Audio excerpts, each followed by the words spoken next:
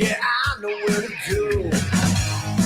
There's a man over there into the music scene, showing lots of love for the community with great advice. I know who I should go see. So around town radio show, that's where I go for the latest band info. So around town radio show for the music that comforts my soul. It's the All Around Town Radio. All right, everybody, good afternoon. Welcome to All Around Town Radio. We are live today. Hopefully we're live today. We're waiting on people to catch up with the live here. You never know about the Book of Face or YouTube sending you out. So we'll see what happens. I do have a notification. We're live. Let me check my little devices here, and we'll see what's shaking. Welcome, everybody, on this Wednesday with the band. A little different twist today. We're going away from talking to a band today, and we're going to talk about what I call the backbone of any show and the most important thing of any show. And we're going to get in there and chat a little bit about production today. And help me welcome to the show, everybody, our friends that are joining us today. I've got Tim Butterfield and Todd Buck with me. How you doing, guys? Howdy. You all right? Hi, everyone. Everybody with me? All right. We got audio. We're good. Things are sounding good. So, fellas, we need to take a half hour today here and give a little educational session to some folks out there who may be watching who don't necessarily work with big production. And if they want to take that next step and do a bigger show and those kind of things, you guys, I got to see you recently at the Genesis Retouch show, your production, both of you together, and it just blew me away. It was amazing. And there's so much that goes into this. So first and foremost, I'm going to start with Todd up in the top there. Todd, a little brief bio about your experience with this. You've been around a long time. I've heard you do sound engineering for so many people. Chat about yourself for just a moment, if you will. Started as a musician, so started playing guitar at a young age, hanging out at music stores, learning as much as I could learn. It's all about never stop learning, always asking questions, staying up on technology.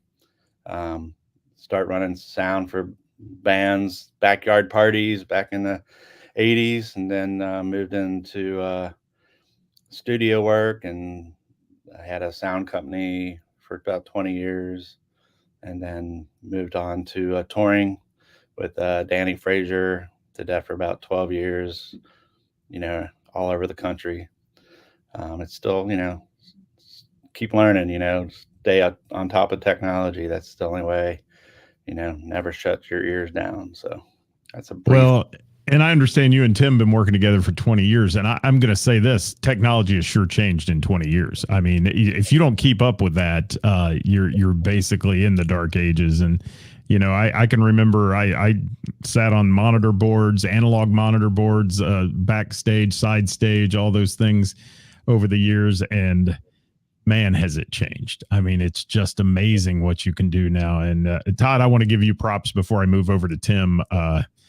Every time I hear you sound engineering for anyone, I always make the comment on my show that it sounds like CD quality. And I consider CDs to probably be the best sound quality you could ever get. I know people love vinyl. Don't hate me. Don't fight me over this, but CDs give you that best studio sound. And Todd, every time I hear a live band, it's like sitting in the studio with them with you. And it's just amazing. So props to you, my friend, for doing such a great job. I've heard you with a lot of them, and it's amazing. Tim, you want to give a little bio here real quick? Yeah, I actually been interested in doing lights my whole life, my whole young life. Actually had lights set up in my bedroom when I was much younger, and would have family and friends come in, and we'd turn all the lights off, and I'd flip the switches and make the dimmers go and all that stuff. So it's really been a part of my life. Started doing gigs when I was in high school with bands at the roller rink, and then just kind of never stopped. Took technical theater at Ohio State for a couple of quarters until I figured out that if I did that, I probably might not make as much money. So I went back to my electrical engineering background. And yeah, just been gigging for a long time, have never toured. But I've done a lot of bar shows. I'm the guy that brings 50 lights to a bar show for $200. But Yeah. those days are kind of winding down here, and now getting into the much bigger shows with the tribute bands. And again, Scott, thanks for having me.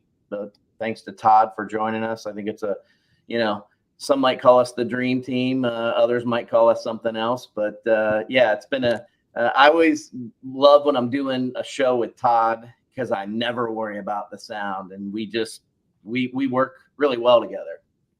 Well, and I think it's forgotten in the world of music. And I was just at an event over the weekend, the Cincinnati Winter Blues Experience, and 11 bands, 2 stages, all this going on, a lot of moving parts when you do a show like that. And the guys that do sound and lighting are often the forgotten few. I mean, they're the people that are in the background. You get there 3, 4, 5, 6 hours early. You set everything up, or 2 days earlier. Yeah. As you did with, like, I think the Genesis show, you had 2 shows back to back. Yeah. And, you get there early. And then when everybody is high-fiving and in the green room drinking and doing their fun stuff and anything they do, you guys are cleaning up and picking up for 3 or 4 hours and loading everything out. It really is sometimes a thankless job. And I think people need to recognize that in the music business, without fellas like you, these shows wouldn't happen. And I want to educate people today a little bit about what goes into a production. So let's take a normal, just single show that you guys are going to do, and let's talk about a little bit of a timeline, whichever one of you wants to take it, how that day works out and what you have to accomplish to be ready to go on live on the stage at 8:00 or whatever. Well, first. Yeah. I mean, you're usually starting a day or 2 ahead of time prepping for the show. Yeah. Getting your gear list together, or you're making sure all your equipment's working properly, loading the truck. So it's not just the day of the show. You're a couple days ahead of time, prepping. And then, your loading can be 6 a.m. or, 10 or whatever the timeline is, depending on what time the show is. So you're at least 4 or 5 hours, 6 hours before the start of the show. And do you find that it difficult sometimes to get that time frame to get into a place and get it set up in time? Do you ever get a narrow window to get this done? Yeah, definitely. Yeah. I've heard that from a lot of people that, you say, hey, I need 6 hours of setup time to get in and get this show production done. And they're like, oh, we can't let you in the building. We have something going on. You can't get in till 2-3 hours before the show. And boy, that must make it tight for you guys. Well, that's where the prep comes in handy. If you got a tight window, you can do a lot of prep ahead of time. So you're not looking for something, or, everything's laid out properly. Even the touring rigs are that way. I mean, they're prepping for, a concert days ahead of time to make sure they have everything on site when they get there. When you say prepping, I know everything has gone wireless. There's so many, little nuances that you have to make sure is right. What would go into some prep work before you would put on a big production? Well, I mean, it depends. I mean, like for audio, you're just, going through equipment, making sure everything's working properly, making sure you have the gear that you need to go to the show. For Tim, it's probably going through fixtures, making sure everything's working properly. Yeah, I mean, you try to do some pre-rigging. I mean, the bigger shows, you can do some pre-rigging on, depending on whether you're flying truss up or you have totems. My situation is, I'm either using the house rig plus a ground package.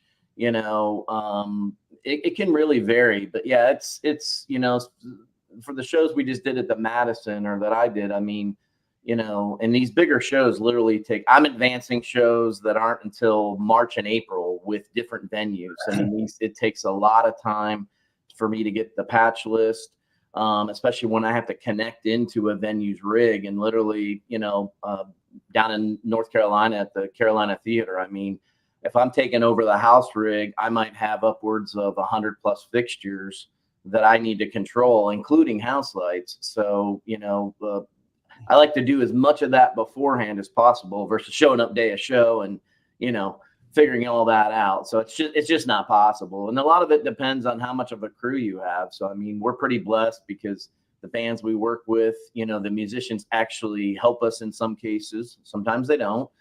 Sometimes we have stage hands, you know, depending on it, or we just got to bring our own crew and get it done. So it's very systematic. So, I mean, in terms of, you know, not running into each other, you know, in my case, I'm kind of the first one there and the last one out, because a lot of times the light stuff has to be done before the band can load onto the stage, and even audio. So, yeah. Yeah, I was just going to say it's probably tough sometimes to stay out of each other's way too. And you guys have worked together over 20 years, so I think you probably know each other well enough to know who needs to get what accomplished. But if you go into a venue as a sound engineer, sound tech, and there's a different light guy you've never worked with and all that, I can imagine at times that might get a little tense as well when they're working to meet their goal and you're working to meet your goal. To get everything on for the production. And that brings up etiquette, guys. And there's a whole lot of unwritten rules in this business of how people should act. And, you know, when you go into getting ready and you get all your stuff set up and you guys have all the technology running and you do your quick check to make sure everything's running. And then the band comes in for sound. I did a sound check in 100-degree weather once with a guy who will remain nameless, who lead sings for Great White. But the sound check was 4.5 hours in the 100-degree sun, with him standing on a wireless mic out in the field in front of the stage saying, I need more 4K and all this stuff. And even his band was getting so irritated because they're sweating to death. And, what's some good band etiquette about being ready for a sound check and lighting cues and all that? I know you get stage plots earlier and all those things, but what's a good rule of thumb for these guys when they come in and you're set up and that you're going to do a sound check with them? Todd, you want to take that one first? It's all about prep. I mean, if you got a guitar player coming in and he has no clue where his guitar chord is or hasn't changed his strings, I mean, drummer comes in, I have to put new heads on my drum set now. It's like, no, you should have did that yesterday. There's etiquette is being prepared, having your equipment ready, you being ready, that's really it. I'm blown away about how many artists walk up on stage and aren't pre-tuned. You know what I mean? I mean, even the guitar's not in tune. And it's like you have the ability to do that off stage. You have the ability to tune your guitar. Now, I know little things happen and all that, but come on, be ready. Yeah, and it takes another 10 minutes to get them tuned and all that, I mean, when the guy's, setting his rig up and he can't find his guitar cable or, oh, you got a spare one? No, you should have your stuff prepared, There's definitely an order of operations. I mean, Todd and I have definitely experienced the house guy, the old angry house guy, sound light, so there's a lot, I have a bunch of different rules and sayings that I go by, but, I always respect the house first. It's their house, it's their gig until it starts impeding what I need to do my job. And sometimes it can get a little, I've had some moments even this past year where it's like, hey, dude, like I work for that guy in this band and this is what he wants. So you can either work with me or you can work against me. But Todd hit the, it's all prep, so it varies by the band, the venue, the singer, the stage hands. I mean, if you're really prepped and you're working with a good crew, you don't even have to speak to each other. You just know everybody has a task and they go do it. So my son helps me with the shows, and I don't even need to be on stage. I'm at front of house setting up my console and doing my thing. He's up there and that's his job. I mean, and Jason Johnson works with me as well. Those guys can take care of all that. They know how to cable everything up. So prep. What do you think the big mistakes are that bands would make with production people when they, especially I see this with new bands who have never really worked, they're an opener maybe, that they've been put on the bill for a national touring act and there's this big production there. What are some of the mistakes that you guys see get made that tend to be detrimental to putting on a show, I should say? I'll say that nicely that way. Well, even for national acts, if you have a stage plot, have it be a current stage plot. because a lot of times you'll get a national act come in and you pin the stage and they're like, oh, that's 3 years old. It's like, well, we just wasted half an hour, 45 minutes getting prepared for you to come here to make it easy. Yeah. So even national acts, make sure your stage plot or your input list or your even for a lighting guy where your people are standing at is accurate. Yeah, I can't tell you how many when I'm advancing shows, and I'll not name the venues, but it's like, you start to talk to them like, well, we made some changes, last week, last month, last year, and these aren't up to date. And I'm like, why are you sending this to me? So, again, you got to be professional. You got to learn how to work with some of these people, at the venues before, during, and after, in some cases, because you're going to be back there. So, that's another thing, is just being professional, and doing your job. So we get into situations where sometimes the band's not cooperative or the venue people aren't. And it's like, you hired us to do a show, and now you're asking us to compromise what you hired us to do. And it just makes no sense whatsoever. Well, and you have a standard to live up to. I mean, you guys do. You have a professional standard. And Aaron Thomas said it best there in his comment. I don't know if you guys can see the comments as I pop them up, but he's talking about the mix being crucial and, you guys taking the time to make it professional and all those things. So thank you, Aaron, for that comment.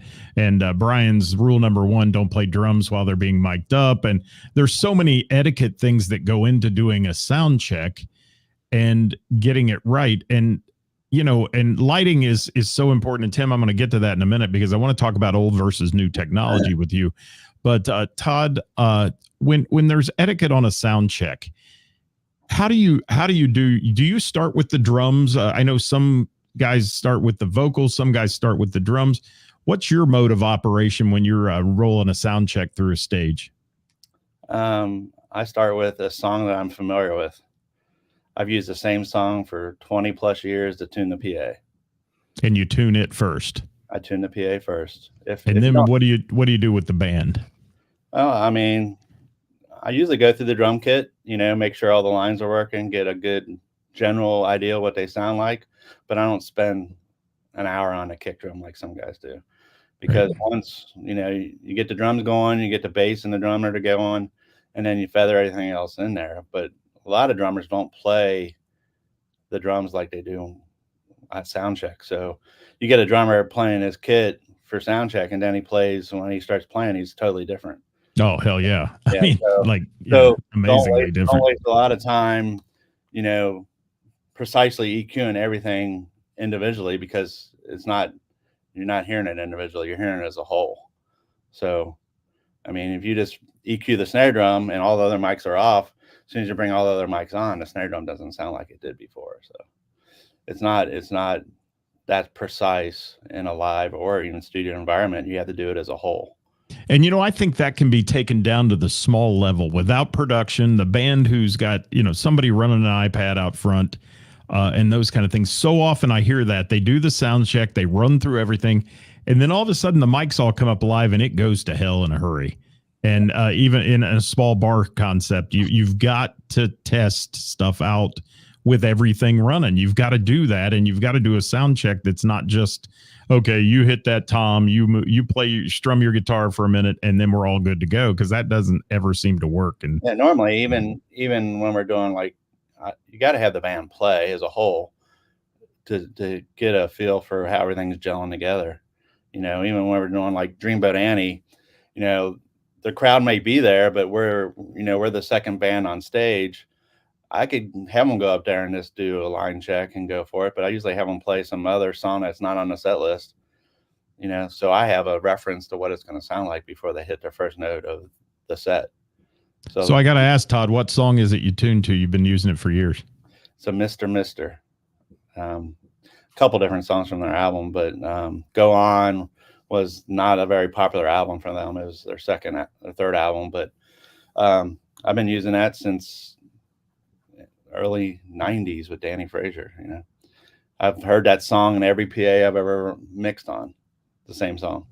That's amazing. I met the guy that was front of house for Aerosmith for years, and he tuned to Africa by Toto. I mean, that was his song every time. He says, "It's got the best range, man," all that. I mean, you have to find something that you're used to and you've heard a billion times. So when it comes to the system, if the system's missing something and characters and low end, and if the top end is going to rip your head off, it, because that song's not going to sound the way it sound like. So. Eric, thank you for that comment. I think that's a great comment. It's way more complicated than many of the band guys know, and don't try to overrule your sound people, because they do know what's coming out front. And I think band guys oftentimes, how many times do you hear somebody stand on stage? I need more monitor. I need more of this. I need more of that. I need more of my guitar. I need more of my vocals. There's memes about that out there on the internet. But I think if you leave your sound guy alone, he'll get the mix right and it'll be fine. And, I understand in your ears and things like that. And that's something I want to talk about in a minute, Todd, about in-ears versus wedges and things. We'll chat about that. But let me kick it over to Tim for a minute on the lighting. Old par cans, dimmer packs, all those things that used to be used, that you had to have a semi trailer full of generators to try to run at a show and those kind of things, because you use so much power. Now it's all LED controlled. It's all done via Cat 5 or whatever you're using, or things like that. So tell me a little bit about the changes you've seen in the last 20 years and what's important about the new technology today, other than not using a lot of juice. Yeah, I mean, power obviously is one. I mean, it's hard to, even some of the new LEDs, light engines that are in some of the lights, the technology has gotten much better. But, at the end of the day, when you're trying to replace a 500 watt or 1,000 watt par can, and the dynamic of an incandescent bulb, or, the lights are now modeled with dimming curves and other things that they do really well. I mean, it just keeps getting more advanced, as far as, I have an Ethernet line that I run out front of house. I also run some wireless stuff depending on what it is. The only issue I have is, and this is just technology in general, is new doesn't always mean better. I mean, I'm kind of old school. So, I mean, my rig is comprised of some pretty older lights that when they were new cost thousands of dollars. I bought a whole lot of them and fixed them all up, and I use them. And hey, if that one fell off the road case or it doesn't work, I got 10 more in the trailer that I can bring in. So would I love to have all new fixtures and all LED fixtures? Of course I would, but they're not made as well in some cases. Some of these, when you go to a national show and I look up, I count fixtures and I can even identify them. I mean, some of these larger shows, there's hundreds of thousands of dollars in lights up there. I mean, absolutely. Yeah. So, I mean, technology's cool until it doesn't work. That's the other thing. So yeah, there's pros and cons. I mean, if I'm for a show, if you're old school, having a bunch of par cans is really cool. So, but you don't see that very much anymore. So. Right. And I love the beams that par cans put out, all the things that are different than LEDs and all that. But I would say that the new technology obviously is lighter. It's more efficient and those kind of things, and lighter to set up and fly and do all that stuff you guys have to do before the show. I had a great comment from Jonathan Grooms praising you guys on the Genesis Retouch show. I was there as well, and I'll second that comment. It was some of the best vocals, production, lighting, everything that rolled into one. Just a spectacular show. And I said that night, this show could easily be a road show tomorrow and be out there touring the country, because you guys you made that show what it was. And I know the band worked hard on it.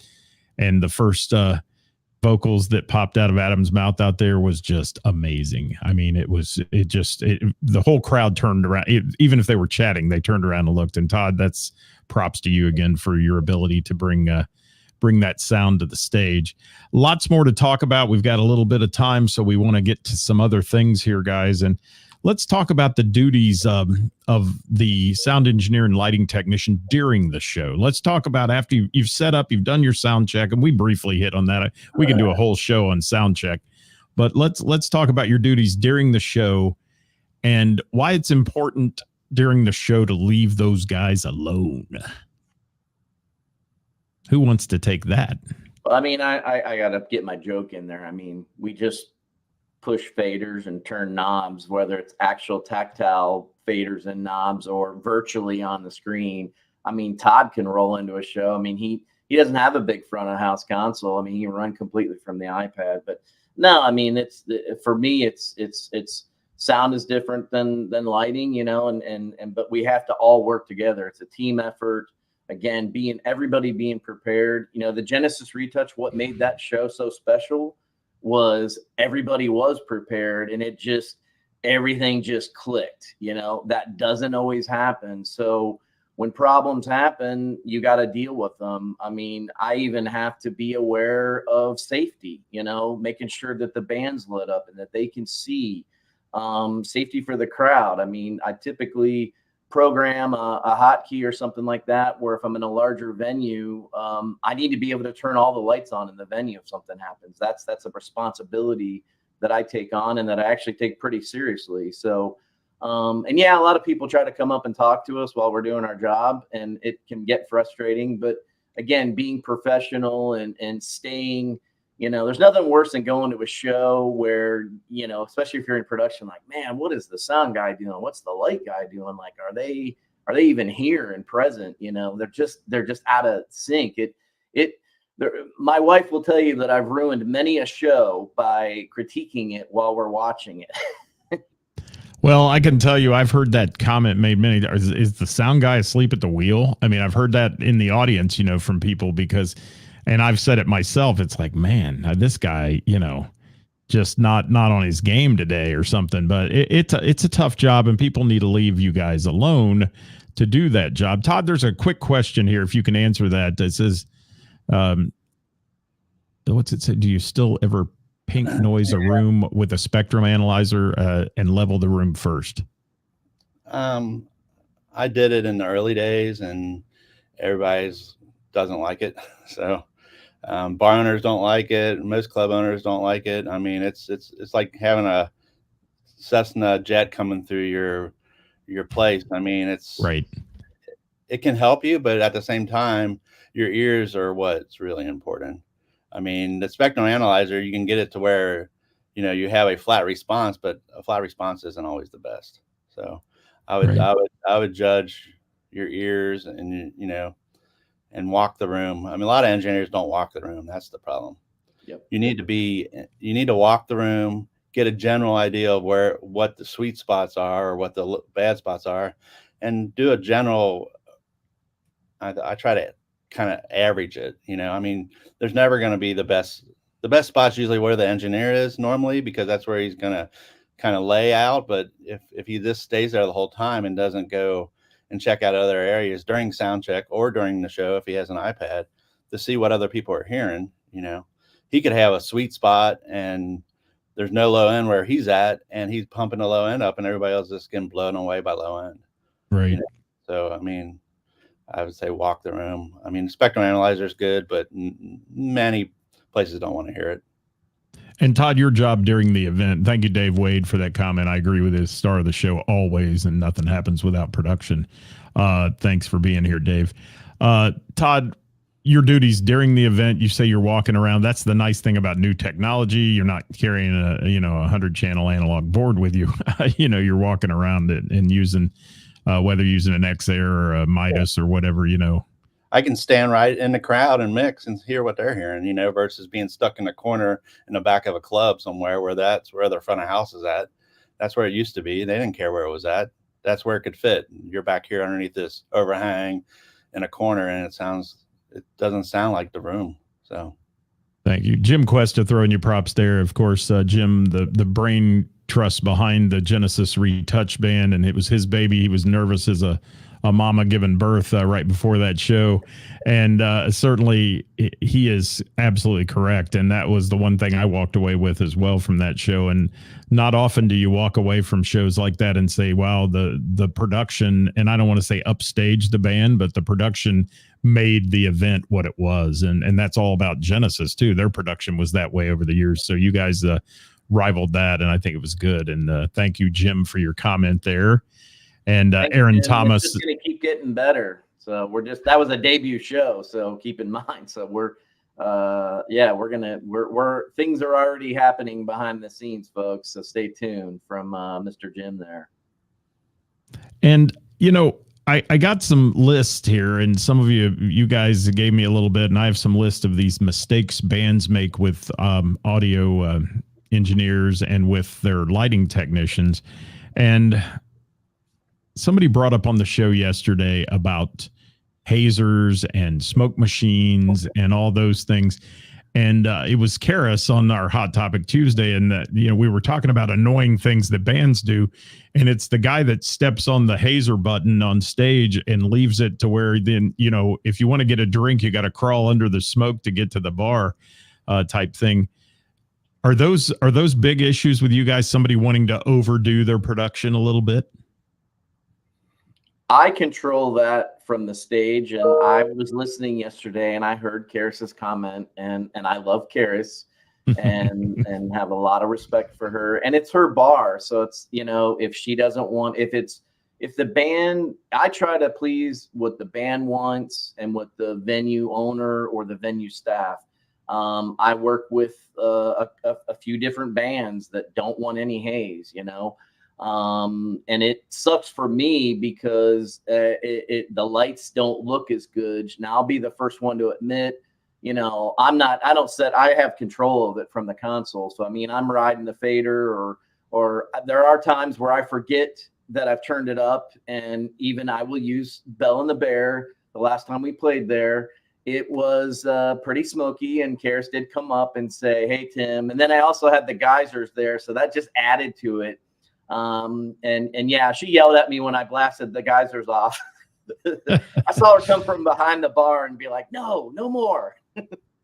That's a tight room. That's a small room and a tight room, and it has its place, and certainly it makes the lighting show look so much better. It does. Yeah. It's what it's about, but there are so many little nuances that go into this. And, Todd, I want to talk about stage volume for a second. It comes up every show we do about things that go on with bands that annoy owners and things. And it's not always the sound guy's fault. I see that. And I joke with Jeff Vance on the Thursday night jam. Sometimes I tell him more snare in the mix, man, because the snare in at the bell is just, it'll pierce you if somebody's hitting it hard. And what do you deal with a guy with that just will not turn down on stage and give you less stage volume if they're using amps? What's your solution to that, Todd? You can talk to them. Most of the guys don't know how to blend on stage. So, I always tell the guitar players, your amp should be, you should be able to hear the snare drum, not just your amp. So how are you going to keep time if you can't hear the drummer if your guitar amp's too loud? So, drummers, they can play softer. They don't like to, but there's some ways to work around that kind of stuff. Small clubs are the hardest, that's for sure. Bell's really small. You get a power drummer in there, it's going to be tough. And if the guys on stage just are trying to overcome the drums, then you just get a big wall of mush coming off the stage. You have no control. So. Yeah. Do you use shields at all? Did you ever put those up on, like, if they're using normal amps and not using just the pedal board stuff? Yeah, you can use little shields. That helps the front row, because most guitar players, their amps are hitting their shins. It's not aimed to their heads. A guitar player that, his amp is kicked back a little bit or in front of him. The guys that are really concerned about trying to keep it down. And then there's guys that don't care, so it's all about, kind of a little on the ego side, So, yeah. You need to feel it, Scott. Yeah, I get it. I get it. And it helps the band with their energy. And we've been down this road on our shows so many times about stage volume. It's not funny. It's like beating a dead horse, but it is something that's important to the front of house engineer always, that, if he's got to bring the vocals up over the stage volume, then it gets obtrusively loud in the venue and people start getting irritated about that. And it's, I've been in venues where it's so loud, people get up and leave, I mean, And yeah, it's just that's happened, and it typically is not your big events like you guys do. It's mostly those small bars where the guy, and people freak about big PA too. Let's face it. If you bring a big PA into a small bar, I mean, they're freaking out. And sometimes that's the best sound because you're not throttling it up like you're launching a rocket. But that's just Scott's opinions. yeah, it's also learning how to mix with the stage volume, not try to overcome it in a small room. So you have a small room and you don't have to have everything in the PA. You can mix with the room versus trying to, I have to have everything's even on the mixer. Some old school guys are just like the faders have to be even across. That's the only way I know how to mix. And right. That's not the case. I mean, doesn't happen, does it? Learn how to use their ears and, learn how to mix the room, not just the band. Well, one real quick question I have for you guys as well. And, so often I did an event not too long ago where we had multiple bands. It was an outdoor event. The stage was provided by a city. They gave us 1-2 gang outlet. That was what they were expecting. How often do you run into having not enough power, where people don't understand the power requirements, don't understand how much you're going to be plugging in, and then where are we going to plug all these guitar amps in and all the other stuff that has to be plugged in on the stage with 2 plugs? I mean, that's all you get. That goes back to prepping. Prepping isn't just your gear, it's prepping the venue or the festival and contacting them ahead of time. You'll still end up showing up with not enough power sometimes, but you need to. Yeah, the solution to that was this guy shows up from the city with a portable generator in the back of a pickup truck and throws it down, and that wasn't a good solution either. If you were using a power conditioner and some things and seeing the power drops and some of those, I don't know what those are called, but we were looking at the drop in AC voltage just off that generator occasionally. It's not good for the equipment, is it? Nope. Yeah, bad stuff. Into is you get bands, venues, and people that put on events, and again, I'm not picking on any particular venue or anything like that, and they just don't, they hire you to do a job, yet they don't understand what your needs are. So again, communications and planning is key. Power is definitely an issue for me, especially with some of the lighting equipment that I have now that requires, it's 250 watts a piece. There is a difference between the LED, light engine and a regular bulb, a MSD bulb. So, power is always an issue. Sometimes people don't realize they just want to plug into a plug, and you got to understand power, and it's very common. Audio stays on audio and lighting stays on lighting. You don't really mix the two. That's just kind of an old school rule. Sometimes you can share a plug here or there, but it's not good practice to do that. But yeah, power for me is always an issue. So, we'll be doing a show here in a few weeks, and we will literally take the panel off their circuit breaker box and tap into the bus bars with our distro to get enough power. That's right. That's what we're going to have to do, because they have like 6 plugs or something. Yeah, I get it. I do. And we're running out of time, guys. We could go all day on this, but we're running out of time. Let's talk about old school versus new school again. Todd, real quick. In-ears or wedge monitors? The old guys love the wedge, where it blows their hair back. It's so loud. What are the advantages of either one, if you can tell me, Todd?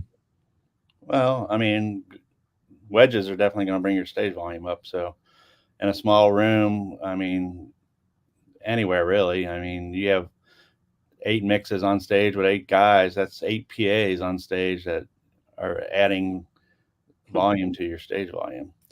You can get away with it, but the positive thing with ear monitors is your stage volume goes down and your hearing loss goes down. Yes. If you're using ear monitors properly, it's actually a protection for your ears from all the stage volume, cymbals and snare drums. Having ear monitors in there where you can control that level, you're going to be a better musician for a longer time. Brian just hit the jackpot, because I hear this from so many old school music. In-ears separate me from the audience. that they can't tell the feel of the audience, and that tends to be the trend with old school musicians. And all those guys get deaf, like you said, Todd, and then Yep. I need more monitor. Pretty soon the monitor's on 11. I mean, it's insane the amount of sound. And I've stepped up to MC shows, and they've got the monitor set for like the guitar player in front of me, and my God, I can't even talk. It's so loud up there. Yeah. And I've been around loud music my whole life. I've got some hearing loss for sure. And riding in a fire truck with an air horn going all the time was not a good thing for my hearing, and it will damage you over time. So you young musicians who might be watching today, that's something to think about. Invest in the in-ear thing. I mean, it helps. A lot of people that can't, do their job anymore. I mean, like Huey Lewis, he can't tour anymore because he can't hear. Yeah. And in that sad, that happens, a lot of talent. Yeah, there's a lot of musicians out there that are in their 70s or plus, and they can't do their job anymore because they can't hear and keep pitch. So, yeah, I mean, you do lose some of the feel from the audience, but you can always pull one out between songs and get the feedback from the audience. And, you can use crowd mics. That helps somewhat, but it's all about getting used to it. It's like, you've been driving a stick shift all, your whole life, and now they don't make them anymore. So you got to go automatic. Amen to that. So, yeah. And I think Steve says it best there. He said, even with ambient mics, crowd mics, it doesn't allow you to hear proximity in a normal way. I get it. And it's a big change for people. It's a big change for people who switch over to that, who go to the in-ear system. I think it takes them, like you said, a while to get used to it and learn it. Yeah. But there are newer systems that have more spatialing, but it's expensive. I mean, they're getting closer to more natural sounding in ears, but it's expensive. So yeah, and you're getting some love for in-ear monitors as well from Aaron Thomas there and Jim Cuesta and so on. And you just got to learn to deal with them, and you do. And it's the wave of the future. And so are the pedal boards that are playing direct and not having a big Marshall stack on stage and those kind of things. It's what's happening in the new world. And guys, I am so sorry we're running out of time, but what else do you have that you want to share? Either one of you today have anything you want to share with anybody out there, something we may have missed that's important to tell those folks about production? For me, if I'm starting with a new band, either covers like a tribute band or original band, I usually go to the rehearsals. Let's, get to know the music, make your notes. I mean, I don't know every Genesis song in the world. I make notes, I mean, I try to make it, listen to the product and make it sound as much as the album as possible. Even I did Signs of Life in the beginning. I'm not a big Pink Floyd person, but I made all my notes because every song's different. Sometimes there's clean, produced drums, sometimes they're dry drums, sometimes there's produced vocals, sometimes they're dry vocals. The more you can be like the album, the better it's going to sound in that room. So not every Tim, song. Anything, Tim? Yeah, I mean, we hit on some of this stuff, today. I mean, planning, communication. I mean, run your business like a business and be professional. And a lot of these things just, it doesn't matter if you're doing a bar show or a big show. All the same things apply, and that's just kind of how I do things. But one of the things Todd just said, know the music, know the songs. The Genesis Retouch show, I literally listened to those songs, and I love Genesis. And actually, it took me back. I listened to those songs nonstop for probably 2 or 3 weeks before that show. And I have the set list, I make the notes, I have the lighting cue. So it's really just about prep. I mean, to think that you can, and that, like I said earlier, showing up to a show where you can tell the sound guy, or worse yet, the lighting guy doesn't know the songs. It ruins the show. It just does. Right. And you can tell, especially if you're in production, like, this guy doesn't know these songs. He missed, I don't hit every hit and every cue, that's for sure. But I sure do try. So yeah. Well, I think we've learned a lot today from you guys in a short period of time. I think it's a great show to, if you're out there watching, share it with new bands, especially so they can hear some of this from guys that are pros in the business. And I find there's an underlying theme coming out of this show, and it's preparation. It is. I mean, it's be ready for anything. You be ready for sound check, be ready with a stage plot that's current, and be ready with your set list to those guys so they know what you're doing as well. Day of show stuff, and I've seen so many festivals work this way and all that, and day of show is not good. It never turns out with that's where the sound problems come in, and then they always blame it on the sound guy. Well, it's not. It's lack of preparation. They're ready to go, but you guys are either the heroes or the zeros, one of the two in this business, and that's kind of how it turns out, I think, in most shows. I can't thank you enough for being here today, Todd and Tim. You guys, thank you. You wow me every time I see your production. And, I've said it for years, Todd, when you were with DV8 and Dreamboat Annie and all that, you were one of the reasons for their success. And, they have learned from you, and the guys doing it now, you can tell there's a lot of Todd in them, and that's a good thing. And Tim, your lighting is amazing. Your mix of old school versus new school, I really like. I think that adds some flair to the show. And what you did at Genesis Retouched, to me, blew me away. It was like going to an old school Genesis show. I saw them years ago, and that's what it looked like to me. Guys, if you're out there watching after we're live, which a lot of you will, please drop comments. Todd and Tim will share this show, and they'll see those comments, and they'll have the ability to answer them for you. So if you have a question for them, don't hesitate, or send us a message on the Book of Face, and I'll be glad to forward it on to these guys and get them to answer it for you. Thank you so much, fellas. I appreciate you. Yep. Thank you. Thank you, Scott. Thanks, Todd. You're most welcome. Thank you. Stay with me, you two, for just a minute as we go off the air here. Guys, don't forget, tomorrow, live at 5, it's Who's Playing Out, brought to you by our friends at Froggy's in Monroe, the best musicians and venues in the tri-state, and Who's Playing for the week. Join us for that one. We'll see you right here at All Around Town Radio. Thanks for watching, everybody.